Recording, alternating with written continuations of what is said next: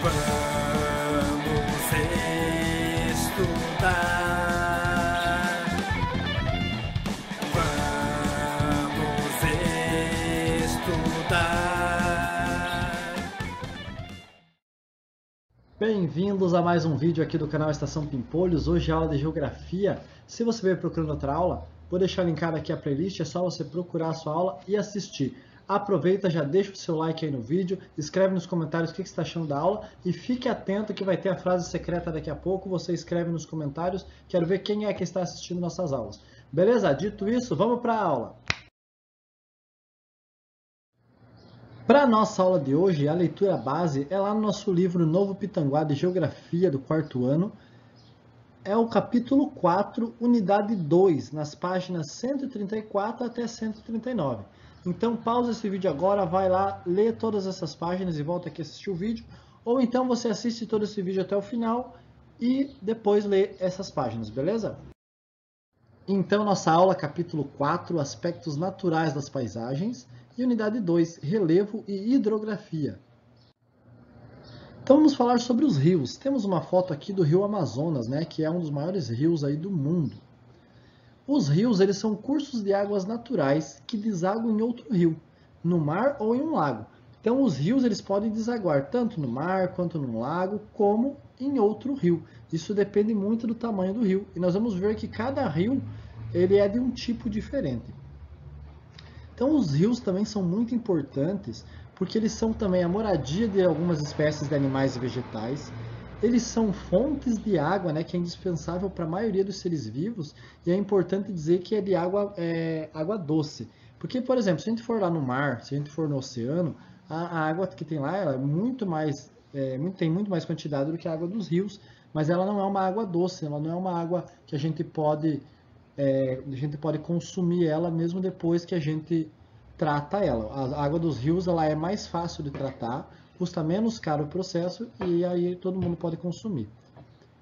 E também a água dos rios tem importância histórica e cultural, né? Então, por exemplo, se a gente for pegar a maioria das cidades, ela começou a ser construída nas margens de um rio. A nossa cidade, por exemplo, foi construída à margem do rio. A cidade de Pato Branco também. Se a gente for lá para o Egito, também nós temos rios muito importantes lá historicamente. Tem o rio Nilo, né? Tem vários outros rios. E se você for, cada lugarzinho vai ter um rio muito importante para esse lugar historicamente. Então vamos falar sobre as características e partes de um rio. Então nós temos aqui a nascente, que é o lugar onde nasce o rio. Mas como é que um rio nasce? Nós temos embaixo da terra algumas camadas de água, né? Que são chamados de lençóis freáticos. Esses lençóis freáticos, eles estão bem abaixo da terra, mas em algum lugar eles vão verter, e aí vai ter uma vertente de água. Se essa vertente de água tiver uma continuidade, aí isso vai formar um rio, então vai ser uma nascente. Então nós temos a nascente do rio, que é um lençol freático que verteu. Nós temos também o leito do rio, né? O leito do rio nada mais é que toda a parte do rio que é inundável, ou seja, que pode encher de água. Então, o curso do rio, que é a parte para onde o rio anda, né? Ele é o leito do rio. Então, é a parte inundável.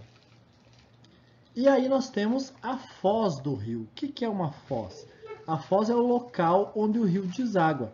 E esse local pode ser ou outro rio, ou um lago grande, ou ainda pode ser um mar. Então, se a gente pensar assim, na foz do rio Iguaçu, né, que provavelmente você vai lembrar de uma cidade chamada Foz do Iguaçu, é exatamente isso. É o local onde o rio Iguaçu deságua, onde tem a sua foz.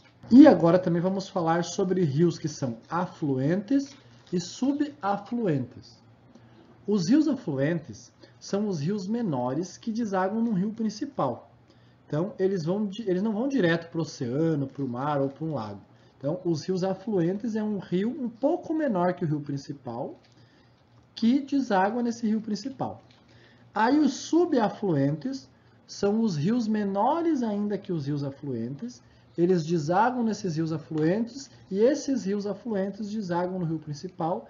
E esse rio principal deságua ou no oceano, ou no mar, ou em um lago. Tá? Então, é um rio pequenininho que deságua no rio um pouco maior, que deságua no rio principal, que deságua num lago, no mar ou no oceano. Vamos falar agora das regiões hidrográficas do Brasil. Mas antes nós vamos falar o que é uma região hidrográfica, o que é uma bacia hidrográfica. Uma bacia hidrográfica é o conjunto de terras que é banhado por um rio principal e os seus afluentes e também subafluentes. Lembra que a gente aprendeu agora o que é um rio principal, o que é um rio afluente, o que é um rio subafluente. Então, uma bacia hidrográfica nada mais é que algum lugar, né, em que algum rio banha esse lugar. Então, por exemplo, nós temos aqui a bacia do Amazonas. Bacia do Amazonas é todo esse lugar aqui que está em roxo no mapa, toda essa parte aqui. Por que é a bacia do Amazonas?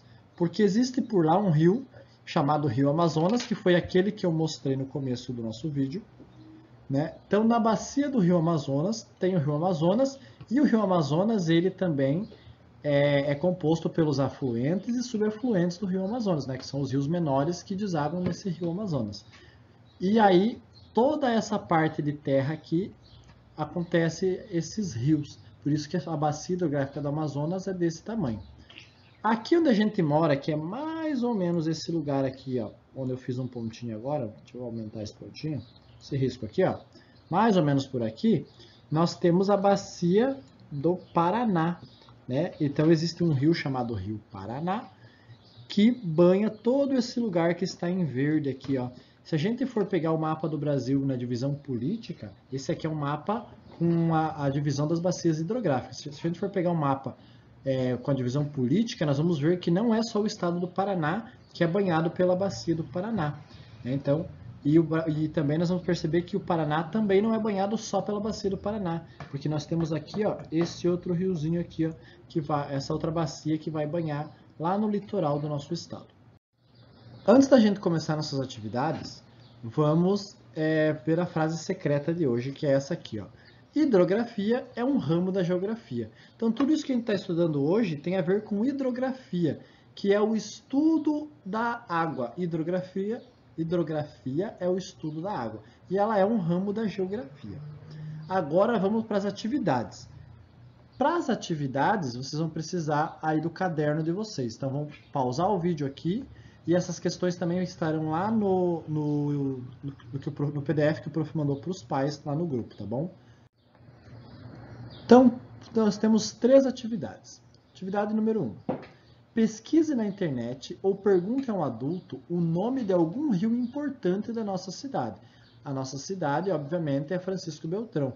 Eu sei que tem alguns alunos que estão aí em outras cidades, ou estão na casa de algum parente, ou estão em outro lugar, tá? Mas tem que responder aqui na cidade onde fica a nossa escola. Então, na cidade de Francisco Beltrão. Vai pesquisar na internet, perguntar para algum adulto, perguntar para algum parente aí qual que é o nome de algum rio importante aqui da cidade de Francisco Beltrão. E vai escrever o nome no caderno. Número 2, vai responder: qual é a importância dos rios para os seres vivos e principalmente para os seres humanos?